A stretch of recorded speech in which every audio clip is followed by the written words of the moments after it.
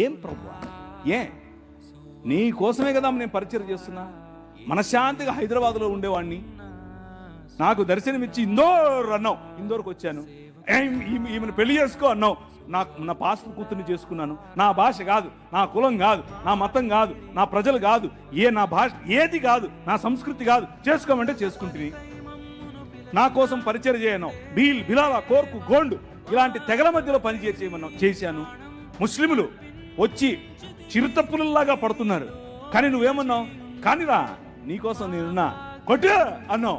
నేను అధ్యయనం చేసి నీకోసం నిలబడ్డాను. నీకోసం నేను ఇంత చేస్తే నా బిడ్డకు నువ్వు ఇలా చేస్తావా? మీలో ఉందా ఈ ప్రశ్న కూర్చున్న వాళ్ళల్లో? ఏం ప్రభా, నీకోసం ఇంత నేను భక్తిగా జీవిస్తూ ఉంటే నాకెందుకు ఈ కష్టాలు? నాకే ఎందుకు నా మొగుడు ఎప్పుడు తాగుతూ ఉంటాడు? ఎందుకు నా భార్య ఎప్పుడు నా మీద సరుగుతూ ఉంటుంది? ఎందుకు నా పిల్లలు నా మాట వినరు?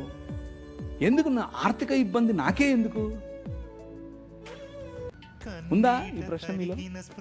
నేను ఆ ప్రశ్న గుండానే వెళ్ళా. హబక్కూకు గ్రంథంలో హబక్కూకు మఠం వేసుకొని గోపురం ఎక్కుతాడు, గోపురం ఎక్కి కూర్చుంటాడు. నువ్వు నాకు చెప్పాల్సిందే, నేను వదలను. ఎందుకని?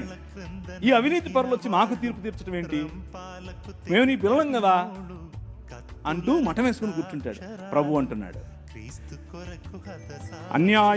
అన్యాయము చేసే వారి యొక్క తలల పైన ఈటెలు దించడానికి నేను బయలుదేరాను. చూస్తూ ఉండు, సంవత్సరములు గడిచిపోతూ ఉంటాయి, కానీ నా కార్యము నూతన పరుస్తూ ఉంటుంది. సమస్తాన్ని నూతనం చేయటానికి నీ రాజు బయలుదేరాడు. ఆ మాట మాట్లాడు.